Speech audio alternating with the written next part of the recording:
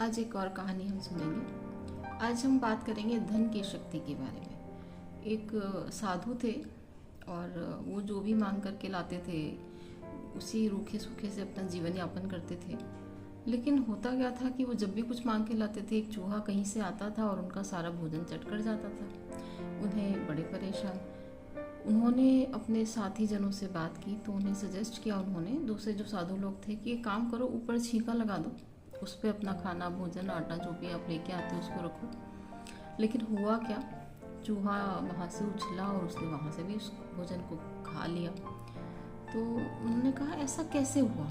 तो उनके जो साथी थे या जो संत थे उनसे उन्होंने बात की, जो उनके गुरु थे। तो उन्होंने कहा एक साधारण चूहे में इतनी शक्ति नहीं हो सकती, पता करो उसका बिल कहाँ है और उस बिल की खुदाई करो, ज़रूर कुछ ना कुछ ऐसी चीज़ है जो उसे ऐसी शक्ति प्रदान कर रही है। जब बिल की खुदाई की गई तो वहाँ पे बहुत गड़ा हुआ धन मिला। उन्होंने उस गढ़े हुए धन को निकाला और ज़रूरतमंद और गरीबों में बांट दिया, क्योंकि वो तो साधु थे, उन्हें आवश्यकता नहीं थी। उस दिन के बाद से उस चूहे की शक्ति क्षीण होती चली गई और वो ना तो छलांग लगा पा रहा था ना कुछ और कर पा रहा था। सार क्या है इस कहानी का, धन में बड़ी शक्ति होती है। ये निर्भर करता है कि हम उसे किस रास्ते से कमा रहे हैं।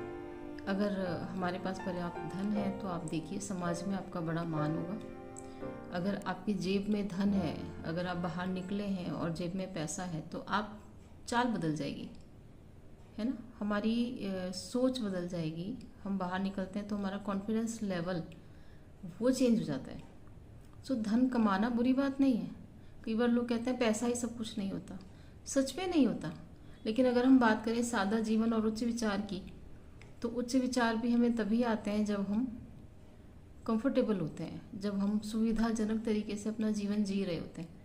सो धन कमाना चाहिए, ज़रूरी है कि हम धन कमाएं और इतना कमाएं कि हमारे लिए पर्याप्त रहे और हम समाज को भी कुछ दे पाएं। सो खुश रहें, कमाते रहें।